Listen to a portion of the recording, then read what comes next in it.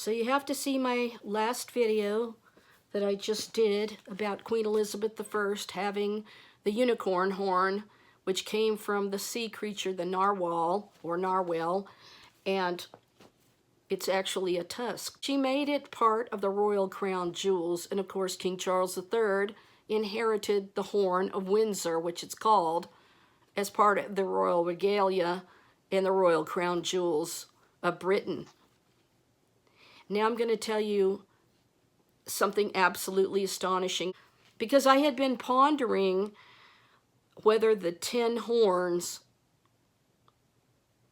that give their power to the beast as kings, I had pondered whether these were the restored leaders of the 10 tribes of Israel, but I just discovered what it actually is, and this is going to blow your mind, because this reveals who the 10 horns in Revelation are.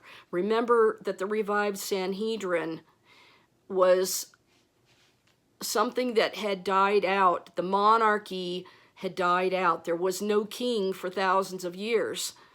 And so when I had this revelation in Revelation that Israel was going to restore the monarchy, and they were going to set an earthly king on the throne of Judah in place of, which is a definition of the word Antichrist. They're going to put him in place of King Jesus, Yeshua, because the Sanhedrin does not believe that he's the Messiah, nor do they believe in anything about his testimony. So you've got this Antichrist spirit that's right there that's going to be in the third temple. And the 10 horns are a coalition of 10 leaders who eventually serve under the Antichrist. The 10 horns are a coalition of 10 leaders who eventually serve under the Antichrist. Before I reveal the 10 horns for real, this is going to blow your mind. In the Bible, horns represent a variety of things, including victory. A raised horn is a common symbol of victory, especially when someone is rescued from oppression. For example, in Psalm 75:10, when God says, I will cut off the horns of all the wicked, but the horns of the righteous will be lifted up. Horns are a common way to represent the strength and power of a god or a king. So when the Sanhedrin puts this usurper king on the throne of Judah, the whole world will marvel after the beast. A beast is a king. So the whole world is going to go, wow, Israel has reestablished the monarchy. But instead of accepting King Jesus, they'll have to go through 7 years' time of Jacob's trouble till they acknowledge their king, just like Nebuchadnezzar had to be brought low for 7 years in a tribulation situation until he acknowledged the one true God as the king of the universe. Horns are used for defense and protection so they can symbolize that someone is under the care of a strong king. Horns represent fertile abundance and royal oil of God's Spirit. In Psalm 92:10, where it says, you have exalted my horn like that of a unicorn. Fine oils have been poured on me. Jesus is the horn of God's strength and abundance. He is the royal scepter. He is said to be the bread of life and the fountain of living water. If you want to read all about the King, King Jesus, Yeshua, read my book, The Almond Tree Aaron's Rod, The Messiah King of Israel, at olivepresspublisher.com. It's going to blow your mind, and it's revealing the whole testimony of King Jesus. In Jewish tradition, horn is a metaphorical concept related to glory, and the interpretation is that the horns represented rings of light when Moses became enlightened. So now let me go back before I reveal who the 10 horns are. This is not conjured up out of my mind. Maybe this is this. Maybe this is what it could be. No, you guys, I have discovered the truth about who the 10 horns are. And considering that the Sanhedrin is the Antichrist spirit there on the Temple Mount in the third temple. Listen to this again. 10 horns are a coalition of 10 leaders who eventually serve under the Antichrist. Wow. This is going to totally give you the chills in light of this. In Jewish tradition, the 10 horns of the Sanhedrin refers to a concept where the Sanhedrin, the highest Jewish court during the Second Temple period, is symbolically associated with 10 horns, which represent 10 important figures or aspects of their authority, often drawing from biblical verses that mention horns as a symbol of power or leadership. This interpretation is primarily found in Midrash texts like the Midrash Tehillim. Key points about the 10 horns of the Sanhedrin. Symbolic meaning. The horns are not literal, but represent significant individuals or aspects of Jewish leadership connected to the Sanhedrin, like the patriarchs, Abraham, Isaac, and Jacob, Moses, Aaron, and the future Messiah. Biblical basis. The association with horns comes from verses in the Bible where horns are used as a symbol of strength and power. The Midrashic interpretation, the specific identification of the 10 horns is primarily found in Midrashic texts, particularly the Midrash Tehillim, which connects various biblical verses mentioning horns to these figures. In the Mishnah, Sanhedrin 7 talks about ways to carry out capital punishment. The 10 horns are now revealed as the 10 horns of the Sanhedrin, the Antichrist spirit, who will put a usurper king as their king. They're the ones who actually vote in a king, whether he's in a succession or what have you. They will reestablish the throne of King David, supposedly with this king, the one who he's the beast, he's the king that rises out of the sea, because he has the royal regalia of the unicorn horn, the little horn of the British monarchy, and it's all coming together before our eyes. The 10 horns. In Jewish tradition, the 10 horns of the Sanhedrin refers to a concept where the Sanhedrin, the highest Jewish court during the Second Temple period, is symbolically associated with 10 horns.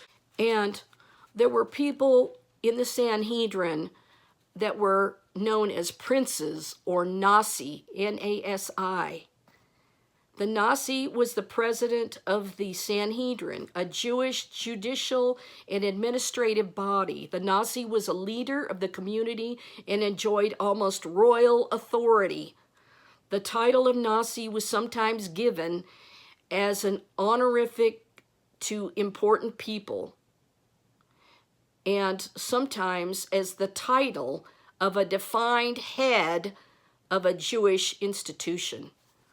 I believe that the 7 heads are these 7 leaders of the Sanhedrin that call themselves princes, and the 7 heads and 10 horns are associated exclusively with the Sanhedrin that has the Antichrist spirit and a usurper king that they put on the throne of David instead of King Yeshua. And this is truly a revelation from the Holy Spirit's guidance. The title of Nasi, which means prince in biblical Hebrew, was held by many notable figures in Jewish history, and it lists 7 of them. Judah HaNasi, the chief redactor of the Mishnah and a leader of the Sanhedrin. He was also known as Hanasi, the prince. Rabbi, teacher, Rabbanu, our teacher, and Rabbanu HaKodesh, our saintly teacher. Number 2 was Zima, the earliest known person to hold the title of Nasi in the post-Geonic period. Number 3, Sar Shalom B. Phineas, the last known person to hold the title of Nasi, mentioned in 1341 in Egypt and Baghdad. Daniel B. Azariah, a notable Nasi from the 11th century. David B. Daniel, a notable Nasi from the 11th century. Jedediah B. Zakkai, a notable Nasi from the 11th century. And number 7, Shem Tov, a respected Nasi of Jerusalem who was exiled because he could not prove Davidic dynasty. This title of Nasi was sometimes given as the title of a defined head of the Jewish institution. It's interesting to note, too, that the Sanhedrin was exiled to 10 cities, starting with Yavne and ending in Tiberias.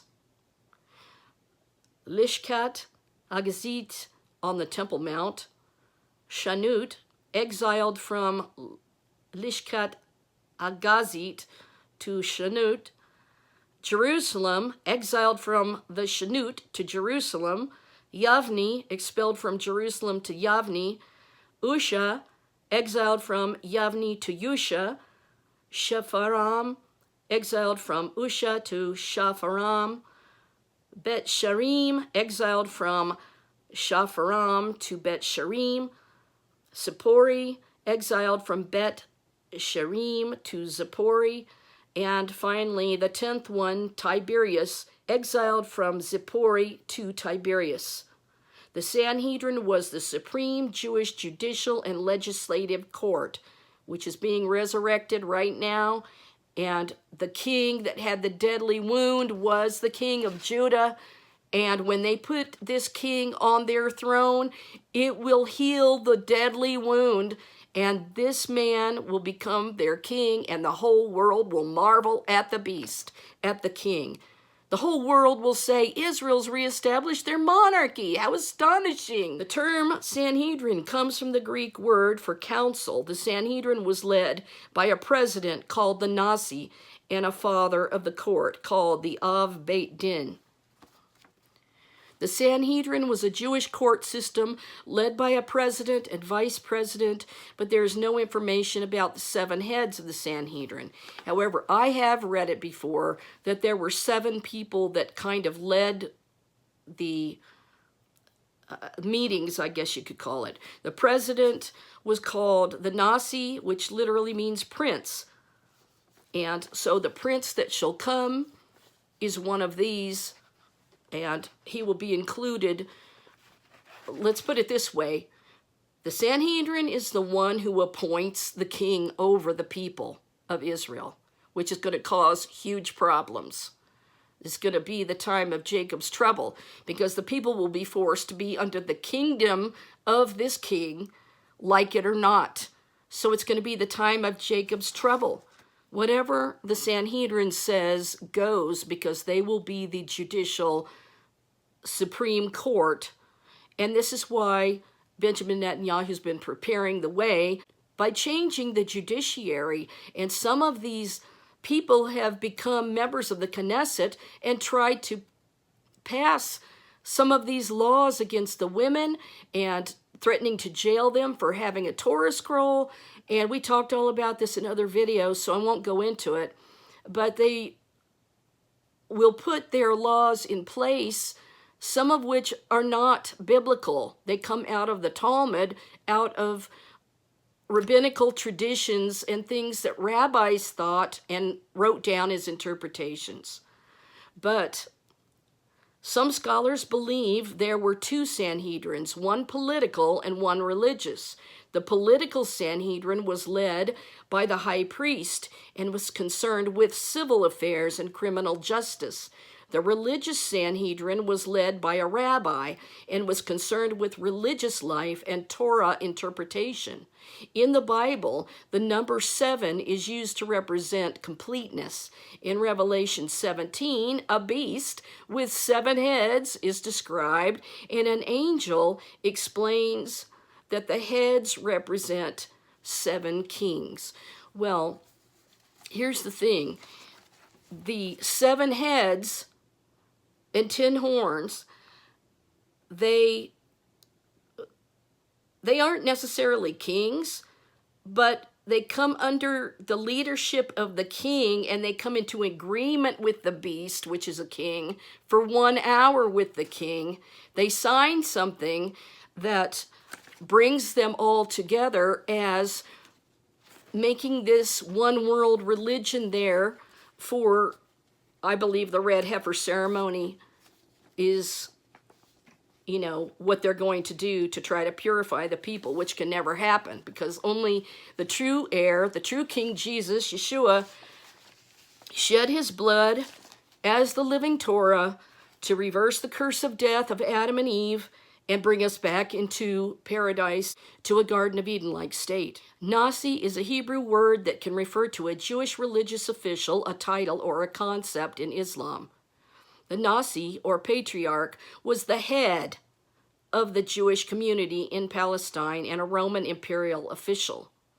So the 7 heads are these 7 princes that will be part of the Sanhedrin. The Nasi appointed rabbis to the law court and directed the academy where the curriculum was Torah. In the Bible, the title of Nasi was used for leaders of tribes, kings, and other important people. The term comes from the Hebrew word nasa, which means to raise or to raise up. Isn't that interesting? NASA, like NASA space program. Nasi is an Islamic concept mentioned in the Quran, too. In Sanhedrin 7, it is mentioned that a judge was appointed in the house of the Nasi who was not learned. The Nasi was the president of the Sanhedrin, a Jewish court and supreme religious, legislative, and educational body in Palestine. The Nasi was the political leader of the Jews, recognized by the Romans as such, and the Nasi's responsibilities included presiding over the Sanhedrin, setting the calendar, leading public prayers for rain, ordaining scholars, and keeping in touch with Jewish communities in the diaspora. The Nasi enjoyed almost royal authority because he was a descendant of King David and a member of the House of Hillel. The Nasi's office was more political than religious, but its influence extended beyond the secular realm. So there's a possibility that they could place a person out of each of the 10 tribes as one of these people in the Sanhedrin as a leader or chieftain, like I said before, that they would reestablish the 10 tribes of Israel, and each one would have a representative like a chieftain. And here in Jewish tradition, the 10 horns refers to the Sanhedrin. This is the absolute truth that is absolutely being revealed for the first time in history as to its true meaning. It's not something I'm conjuring up or coming up with, but I had a sneaking suspicion that the 7 heads had to do with the Sanhedrin, the Nasi princes, and the leaders that are called the head. The ancient monarchy had the deadly wound in the head by the sword, and yet it once was, now is not, and yet it will be resurrected when they put and appoint the king to sit on the throne of David, and the whole world will marvel after the king, after the beast. These are true divine revelations that cannot be denied. And now we do not have to wonder any longer who the 10 horns are. They're part of the Antichrist system of the Sanhedrin, the very ones 2,000 years ago that Pilate said, "Do you want me to crucify your king?" And they said, "Yes, we have no king but Caesar." They wanted an earthly king, and they got what they wanted so they wouldn't lose their position on the Temple Mount. They wouldn't lose their temple. But for 2,000 years, God has given them a chance to accept Yeshua. God came down in a body of flesh as the second perfect Adam, as the second Joshua, to lead the way across the Jordan River into the promised land. And this is why we're baptized in the mikveh, in the body of living water in the Jordan River, by John the Baptist, and how the people had to prepare by washing their clothes at Mount Sinai and getting ready to meet the king. We are in that period of time where we are to wash our clothes in the mikveh of the baptism in the water. And when we come up out of the water, we're cleansed, and the Holy Spirit comes to dwell in us so that we can now have eternal life in the true heir, the true King of Kings and Lord of Lords.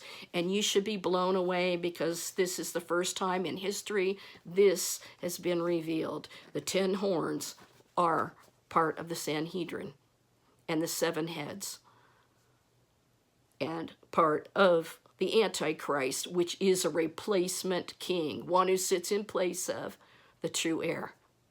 And so for 7 years, the Lamb is going to break the seals. When King Charles III goes to Jerusalem and all these things take place, it's his white horse that has a trumpeter that rides out to announce his arrival. That is when the first seal is opened by the King of Judah, the true Son of David, who will bring the judgments because they have rejected their king.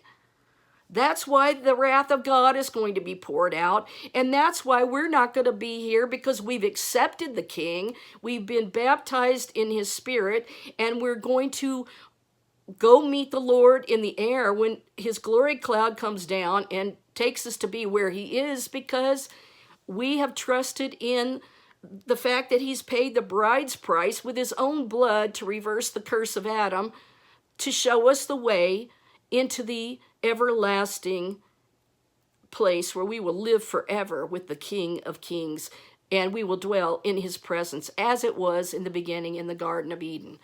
This should blow you away, should have the chills. And if you're not appreciating this, something's wrong, because this is stunning revelation. And I don't know why, the Lord shows me these things, but I just humbly am just blown away by them. So the 10 horns and the 7 heads are now officially revealed to you. And what I said about the horn, the beast that rises out of the sea, which is King Charles III has the unicorn horn that came out of the sea. That's part of the royal crown jewels from the unicorn horn, the narwhal or narwhale of the sea. That horn being given as the unicorn of the sea to Queen Elizabeth I, that she placed as part of the royal regalia, as part of the royal crown jewels of the monarchy of Britain. So the King of Britain and the UK has the little horn, the English hunting horn, and he has the horn that comes out of the sea, which is very rare indeed. So with that, I'm just going to say, give a like, subscribe, and please bless this channel if you can. It would really help me out. Thank you so much.